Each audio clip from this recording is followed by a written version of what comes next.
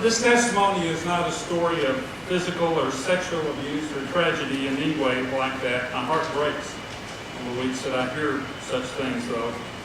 This testimony is a story of lost ways and broken hearts. The importance in any of our stories come in that it is a story of what God can do when invited into a broken heart to do His work and His will. And so I'm thankful and honored tonight for the opportunity to share with fellow strugglers on the road to recovery. I am a Christian in recovery from addiction to pornography and codependency. My name is Charles. My sister had our family to herself for 9 years before I came along on May 7, 1950. I was raised in the glory days of the 50s with Father Knows Best and Leave It to Beaver. That's how I perceived our family in those early years.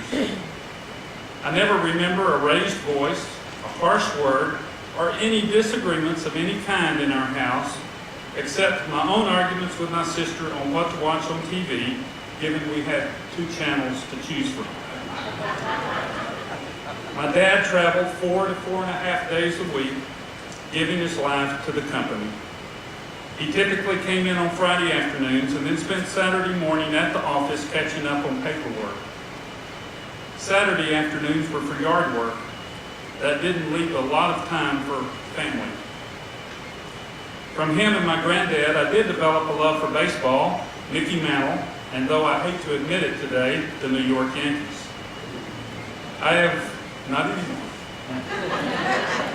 I have some great memories of the family playing badminton or croquet in the backyard or playing catch with my dad. But my sister assures me those weren't nearly as frequent as my mind wanted to remember. My mom was a dedicated homemaker. She was constantly up and doing for the family, preparing meals, cleaning, tending her flower garden, getting something for someone. Even when she sat still, she was sewing, crocheting, or knitting. Hence, I learned along the way that to show love, you did things for others. The family operating system was never to ask questions. Emotions and feelings were never explored, explained, or encouraged. Just smile and be happy. There is no blame to cast in all this, as how we were raised in our family was how my parents were raised in their families, and probably even more so. Whenever the church doors were open, my mom saw to it that we were there, though my dad only went on Sunday mornings. She even volunteered at the church office for a while, running the church bulletin on a mimeograph machine every week. I still remember the smell of the mimeograph fluid. She was a great influence on me in faith matters. Then came the biggest day that changed our lives and ultimately and unknowingly my perceptions of life. Just before my 10th birthday, my dad came in from one of his work trips and announced to my mom that he wanted a divorce to marry someone else. My sister was away in her first year of college. Within days, my mom picked up our household in Wichita Falls and we moved to Dallas to be close to family. She returned to the workforce and I became what one day would be known as a latchkey kid. Divorce was just not a very common thing in those days outside Hollywood. Neither was it accepted very well within society and many churches. Those first 2 months, I remember my mom coming in from work looking totally exhausted. She'd make us some supper and we'd eat. She'd try to make conversation about my day at school. When the dishes were clean, she'd head straight to her bedroom and I'd hear her close the door. Soon I'd hear the sound of sobbing, even wailing. Certainly something I'd never heard or dealt with before. I'd pray to God just to help her feel better. I'd turn on the TV and try to tune it out.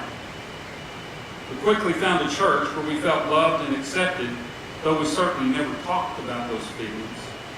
Along with everyone else, we put a smile on our faces and walked right in as if the world was fine and life was great. In May, we went to Abilene to pick up my sister from college. We had a 1959 Rambler station wagon, and I slept in the back as we had left early that Sunday morning. As we arrived at the campus, I heard car doors opening and closing and then talking. For whatever reason, my dad was in Abilene that morning as well, and he and my mom were talking in the front seat, thinking I was sound asleep in the back of the car. To this day, I don't remember a word that was said, but I vividly can still hear the harsh tones in their voices as they argued about the divorce. I remember crying quietly into my pillow. I could hear the hurt in my mom's voice, and I prayed that God would just make things okay for her. That day, I bartered with God, vowing that I would never be a problem for her or anyone again if He would just take away the hurt from my mom. I will continue to offer up that prayer in the coming weeks until life found equilibrium again for us.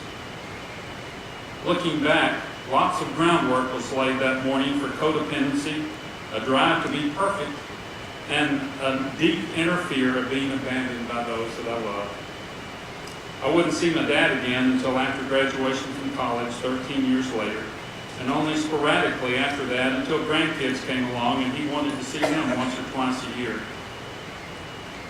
Having been raised going to church, it wasn't a huge leap for me to make the decision just before my 12th birthday to become a Christian. I had been raised with a heart for God and certainly a desire to be obedient. Along with this, unfortunately, in our fellowship at that time, grace was a seldom heard word. If it was mentioned, the idea of works had to be explained and hence dominated the sermons I was raised on. Lots of guilt in those sermons. Couple that with the family style I was raised in, and performance to gain acceptance and love was a natural fit. That was how I was defined, by obeying and doing. If not asking questions or not causing waves was important early on, it was even more so now. Certainly don't ask any questions you don't already know the answer to. I didn't want to cause my mom any discomfort. So probably, to her great relief, I never asked her questions about life, feelings, relationships, or sex. I was 15 years old when a friend of mine and I were walking by the road and we found part of a magazine. That was my first exposure to pornography. Through high school and college, there would be other brief exposures to it, but it always left me feeling guilty and shame. So it was never an ongoing issue, more of a curiosity, though I'm sure the seeds of addiction were there. I never dated a lot in high school, but near the end of college, a girl I had grown up with and I got very close, and unspokenly, how else would it be, we were headed to be engaged. Things, however, didn't seem right.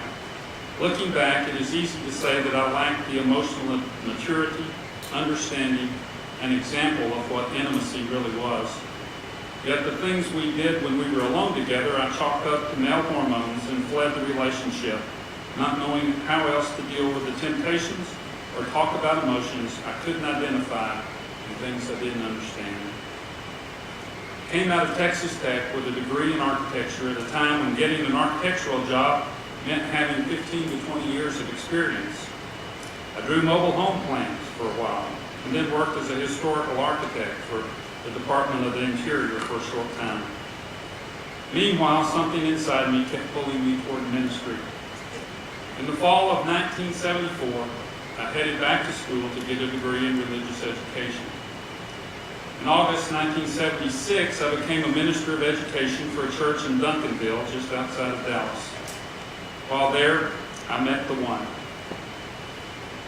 Once again, similar struggles arose within me, but I just knew that marriage would take care of those things, and I really did and do love her to this day. We were married in 1978, and married life went along well, I thought. Along the way, 3 kids arrived.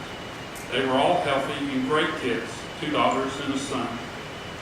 Family life was great, but I had no idea how my deficiencies were affecting our relationships. Through the years, pornography would occasionally rear its ugly head. Channel flipping, improper cable movies, an accidentally found magazine left in a motel room. But those were scattered, and I certainly saw no pattern to it. And as in my teenage years, there were the feelings of guilt and shame afterwards.